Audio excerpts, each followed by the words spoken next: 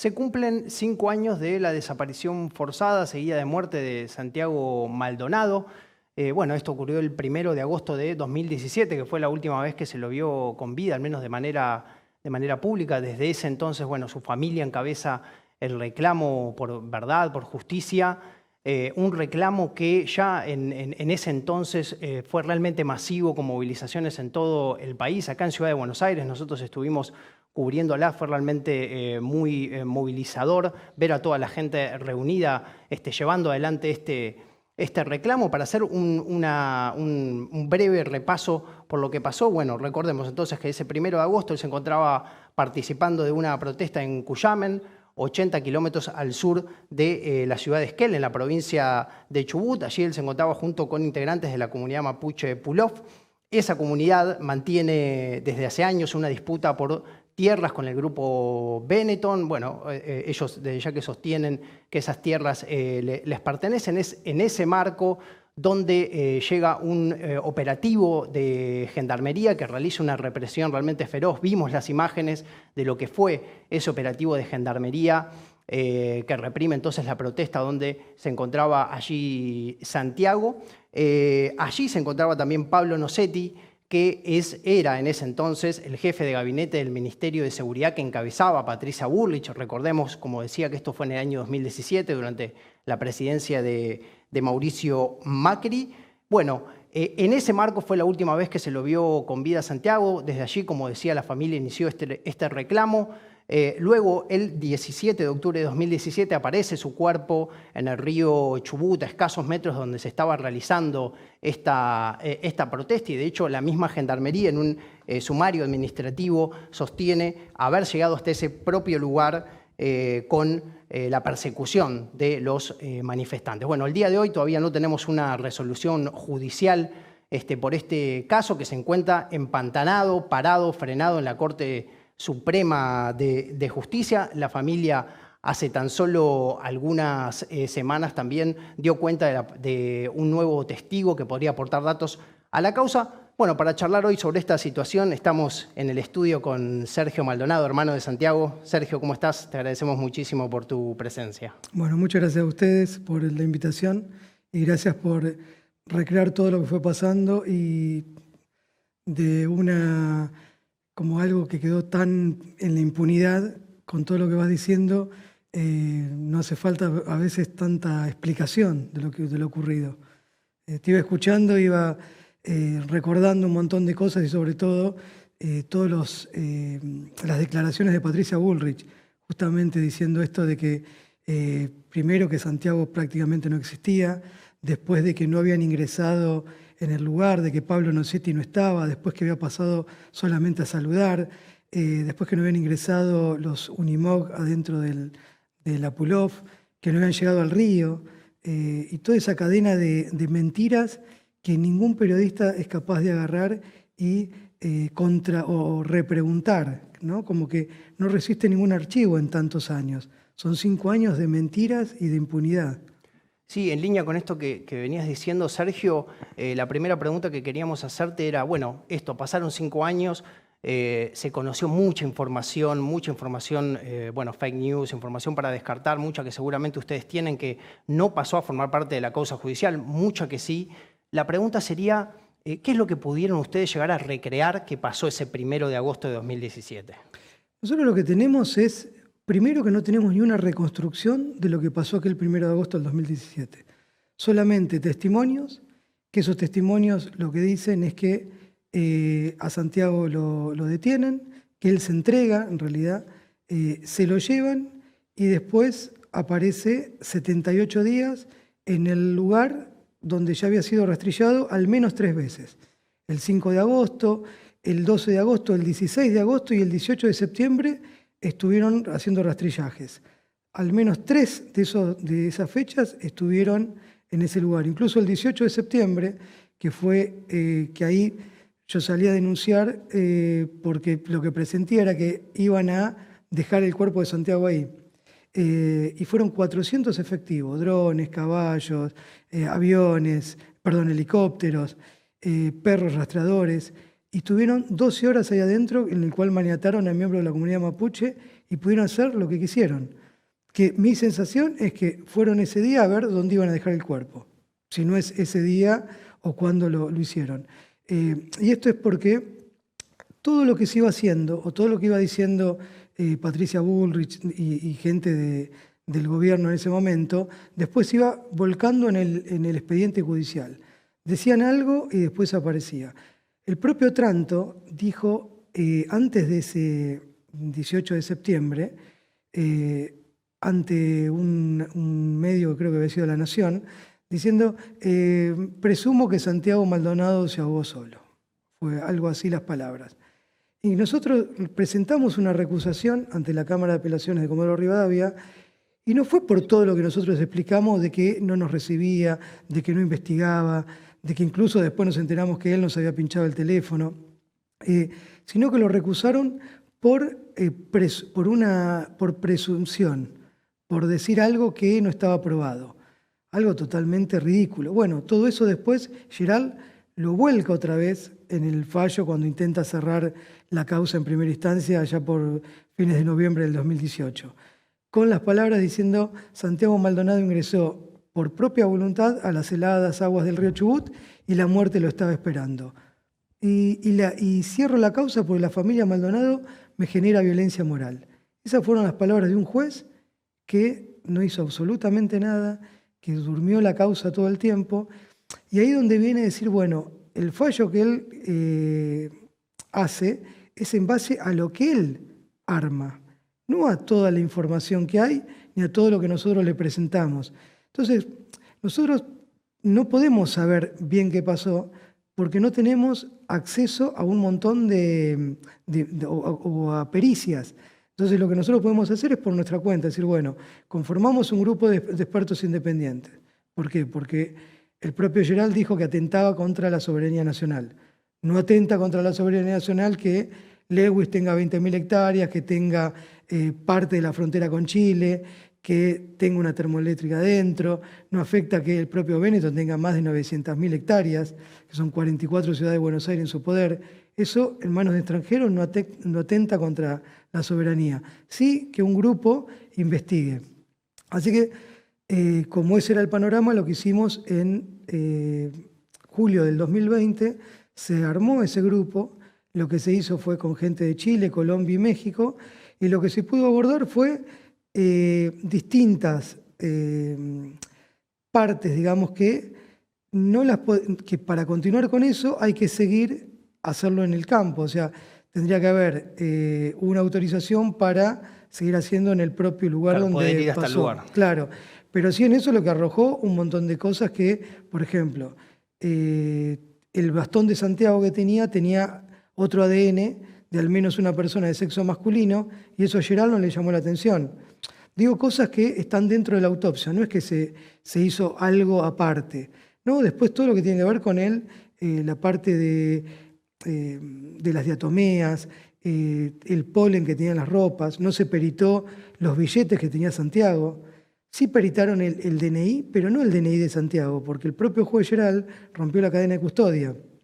Entonces pusieron un plástico en el agua durante 78 días, y como ese plástico podía estar, entonces dijeron que el DNI también y Santiago también. O sea, como que era lo mismo. O sea, no tenía ninguna diferencia para ellos. No peritaron las ropas, no llamaron testigos a declarar, no esperaron que llegue la información del teléfono que había sido de una llamada que se había generado, que era el teléfono de Santiago. Cuando se le tomó declaración a los testigos no pudimos estar presentes. Después estuvo otro testigo en Chile que tampoco tuvimos acceso a poder participar de esa declaración. Bueno, y toda esa sumatoria de cosas que parecen aisladas, viene la testigo que aparece, que es dentro de Gendarmería, a encajar todo digamos, si uno empieza a ver todo lo que va aportando la testigo, si uno lo mira solo, parecen todas cosas descolgadas, pero en este engranaje de todo lo que fue pasando, coincide perfectamente con esto de que a Santiago se lo llevan, que lo tienen detenido en un lugar, que se le va las manos, hasta nombra a la persona que es la encargada de quitarle la vida a Santiago. Acá estás hablando de esta última, este aporte último que hicieron a la causa. Entiendo que es esta persona, esta última testigo, ¿no? Claro que sale Bullrich y dice la testigo no existe. La testigo dio un testimonio ante el fiscal que está en Esquel. Pero al no ver un juez, el juez no puede hacer una investigación, o sea, no la puede hacer el fiscal. Se necesita de un juez para que la haga. Entonces, tenemos un testimonio que es recontra valioso y no hay un juez que pueda investigar. Porque a Gerald todo lo que le llega, él dice, bueno, yo ya resolví, a mí hasta que no me digan lo contrario, yo no avanzo. Y eso está desde marzo del 2020 paralizado en la Corte Suprema. Claro. Que obviamente Gerald no puede ser parte, porque no va a investigar algo de lo cual ya se expidió. No va a decir ahora, bueno, me equivoqué. De hecho, hay una denuncia que hace la propia ex ministra de Seguridad, Sabina Frederick, que dice que la Gendarmería hizo un pésimo operativo y casualidad, esa denuncia le toca a Gerald, que Gerald no va a decir algo diferente a lo que ya dijo en relación a la desaparición de Santiago. Claro, y preguntarte ahí, bueno, me venías hablando un poco de las inconsistencias de la causa, preguntarte ahí cuál es, en qué estado se encuentra ahora entonces esa causa. Esa causa se encuentra paralizada desde marzo del 2020 en la Corte Suprema, para que se asigne un nuevo juez y se investigue como desaparición forzada. Porque incluso en la Cámara anterior, que nosotros apelamos en Comodoro Pi el 5 de diciembre del 2019, y ahí el fallo dijeron que había que investigar otros delitos, pero Hornos, el juez que estaba ahí, dijo que no había que descartar la desaparición forzada. Entonces, en todo este proceso judicial, varios jueces dijeron que no había que descartar la desaparición forzada. Y justamente el investigar como desaparición forzada tiene que ver con todo esto que va pasando, que no son hechos aislados. Es una sumatoria de hechos que todo empieza con la desaparición de Santiago, con el corte de ruta. Entonces te dicen, bueno, hay una causa que se investiga por el corte de ruta. Otra porque el médico filtró la foto del cuerpo de Santiago, un médico de la Policía Federal, al cual se encontró culpable, se lo condenó y ya pasó el tiempo y ya cumplió esa condena. Algo que no supimos todavía a quién le mandó la foto, quién se lo ordenó, y eso se tendría que investigar dentro de la desaparición forzada. La causa de espionaje se tendría que investigar dentro de la desaparición forzada. ¿Por qué? Porque la cierra Rafecas, ahora en primera instancia, en la cual vamos a apelar, diciendo de que no hubo espionaje. Claro. O sea, lo que Rafecas dice es lo que la propia Bullrich anticipó hace 15 días antes de que lo haga Rafecas. Te llevo hacia esa causa conexa, digamos. Y te agrego, perdón, sí, una más. Esta de Frederick, que también debería incorporarse a la desaparición forzada, y también la de la pinchadura de mi teléfono, que también está paralizada en la Corte Suprema desde marzo del 2019. O sea, toda esa sumatoria de hechos no es que salen de otra cosa, sino sale todo a raíz de la desaparición de Santiago. Entonces, si vos investigás todo eso, no tenés que andar moviendo expedientes para un lado y para el otro, porque en una causa te dicen una cosa y en la otra te dicen otra. Gerald está diciendo que estaba mal que me hubiesen pinchado mi teléfono. Y por otro lado, Rafecas dice que no hay espionaje. Claro. O sea, es cuando se investiga por separado. Te llevo hacia esa causa. Ustedes denunciaron entonces un espionaje ilegal. Contame un poco sobre cómo fue esa situación. Esa situación fue desde el momento que nosotros empezó como un amedrantamiento y una cierta hostilidad, digamos, ¿no? Ya el día 3 de agosto, cuando empezamos que fuimos al lugar, ya saliendo de ahí, después sentir todo el tiempo que te siguen, que te escuchen una habitación de al lado en un hotel, que a la madrugada repitan algo que había dicho mi compañera Andrea en Plaza de Mayo, que días antes de que aparezca el cuerpo de Santiago tengamos una nena en ese momento de aproximadamente 8 años escuchándonos 2 días seguidos. Montones de situaciones, incluso a llegar a amenazas de la propia Patricia Bullrich, en el cual cito a personas que vayan a declarar dónde en esa mesa se generan esas amenazas. No tomó ninguna medida respecto a eso. Lo único que hizo fue pedir cámaras de filmaciones, no sé, en una estación de servicio de Bolsón, por ejemplo. Dice, bueno, eso ya no hay pruebas porque se borraron. Claro, pero es lógico que eso, o sea, hay un montón de otras cosas para buscar y tener más pruebas. Algunas se comprobaron, de las pocas que hizo, pero las más importantes no las hizo. Claro. Ahí también, bueno, hace poco se conocía un fallo de un juez federal respecto al espionaje ilegal a los familiares del Ara San Juan, de las víctimas del Ara San Juan. Preguntarte ahí si crees que hay una conexión, si hay un modus operandi, digamos, ¿cómo ves eso? En realidad esos fallos son muy, atentan contra la democracia de una manera que por ahí no es exagerada, pero es una manera de avalar el espionaje todo el tiempo, porque el fallo ese te dice que fue para preservar la seguridad del presidente. O sea, algo totalmente ilógico. O sea, vos no tenés que escuchar justamente a familiares que están en un momento de desesperación, en un momento que tienen una intimidad, y todo eso, aunque parezca algo raro o por ahí no se tome el grado de conciencia de lo que pasa, te queda la sensación de que todo el tiempo te están escuchando. O sea, nunca se te va eso. Y se te empieza a perder un montón de vínculos. Y esto por ahí, no sé, como haciendo un poco de catarsis, eso generó a que yo, a partir de eso, con mi vieja, por ejemplo, no pudiera hablar más, muy cortado, muy limitado. Claro. Muchas cosas que son como privadas, no hablarlas más, porque te queda esa sensación de que te están escuchando. Y no hay un modo seguro. O sea, en esa época yo hablaba con mi psicóloga, bueno, obviamente con mi familia, pero hay muchas cosas que es como que ellos se meten en tu intimidad y saben todo lo que vos pensás, lo que haces, o sea, escarban hasta el dolor. Entonces, eso después queda, y es muy difícil sacárselo, el que están todo el tiempo controlándote. Más allá de que después la otra está la parte, porque hay dos tipos de espionajes.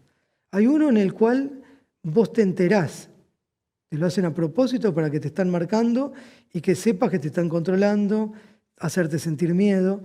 Y está el otro que vos no te enterás, que te enterás cuando, de hecho, al principio cuando secuestraron celulares, que iban los primeros días, en realidad no se los sacaron para investigar a los gendarmes que estaban involucrados, se los sacaron para que no sigan metiendo la pata, porque están hablando de nosotros. Entonces es feo cuando van relatando o cuando ves fotos de alguien que te estuvo abrazando al lado y es la misma persona que está infiltrada.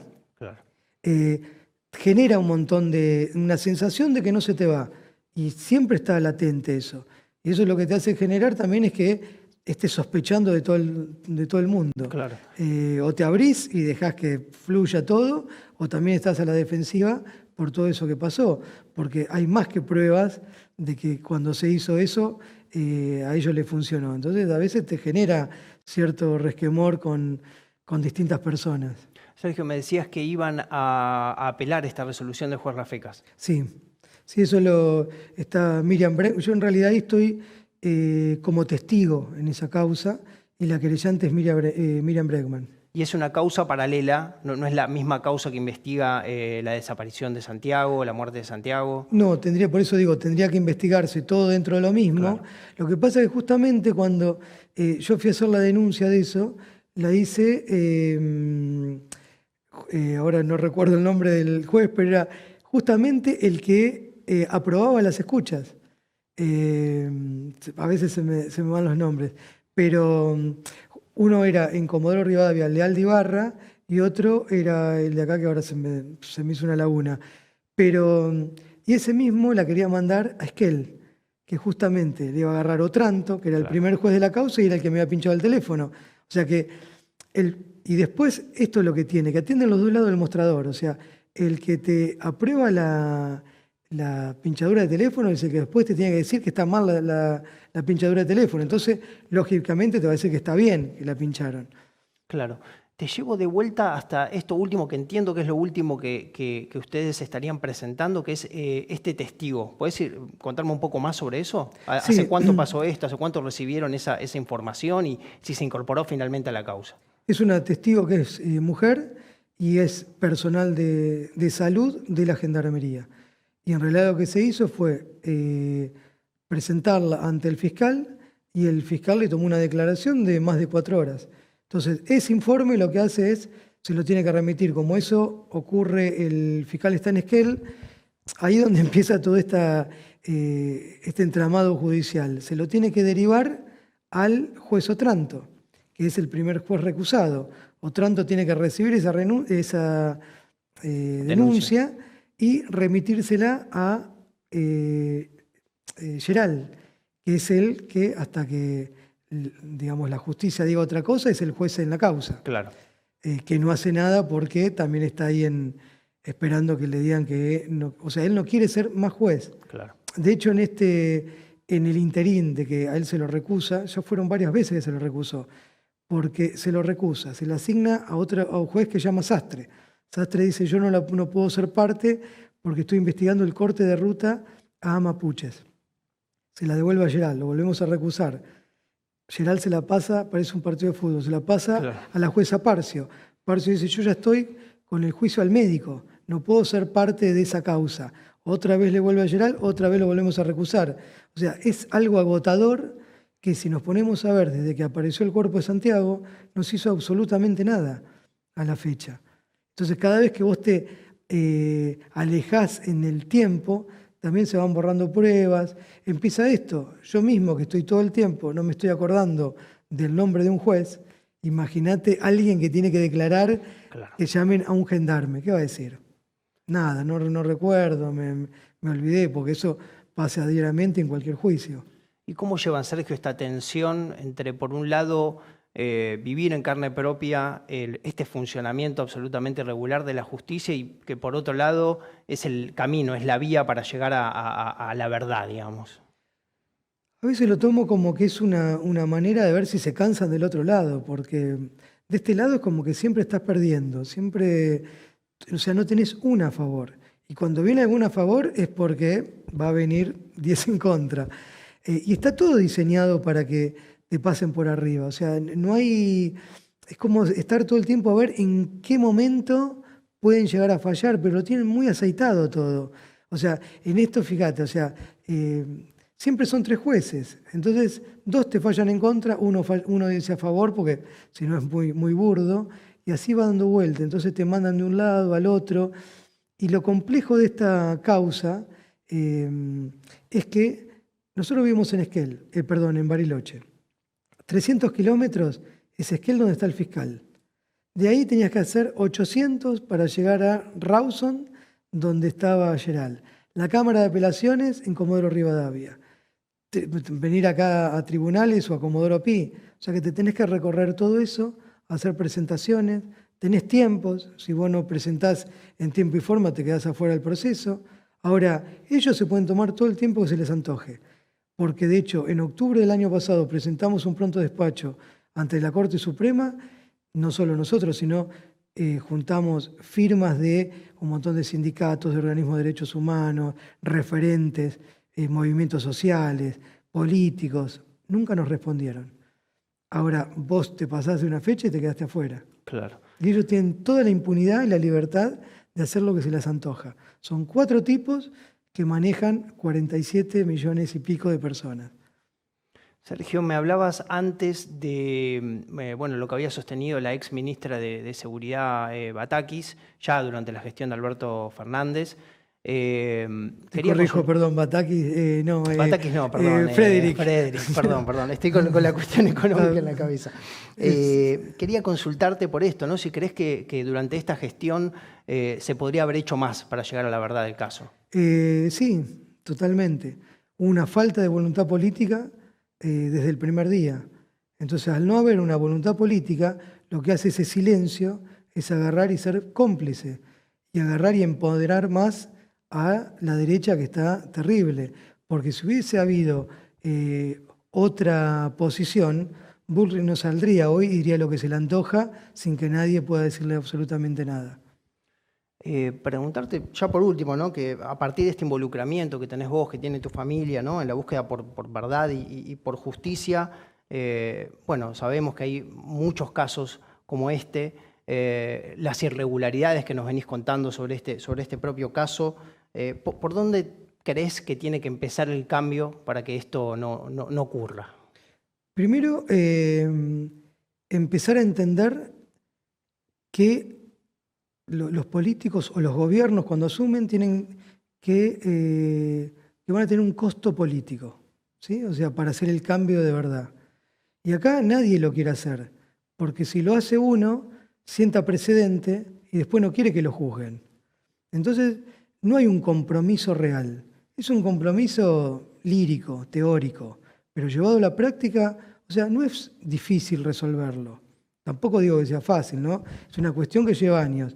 Pero se necesita eso. O sea, si vos hacés las cosas bien y vas de una manera, se puede erradicar de verdad nunca más.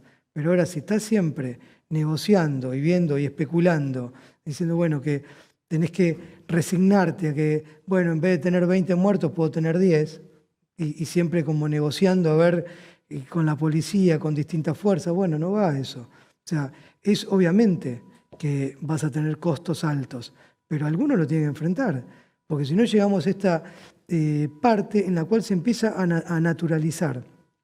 Y cuando se naturaliza todo, ya pasa a ser moneda corriente, porque cuando desaparece Santiago, Santiago no fue ni el primero ni el último, no era el más o menos importante que otro desaparecido, pero fue la primera vez que intervino una fuerza federal que fue avalada por el propio gobierno de Mauricio Macri y como que quedó que estaba bien. Y ya después, de hecho, en el velatorio de Santiago lo que se hace es matar a Rafael Nahuel porque ya no necesitaban desaparecer a alguien. Y todo eso, la doctrina Chocobar y todo lo que se fue gestando, fue darle un impulso y una impunidad a la fuerza de seguridad que después fue más difícil de quitárselo. De hecho, si no, no estaríamos hablando de Luis Espinosa, de Facundo Castro, Lautaro, un chico en Corrientes.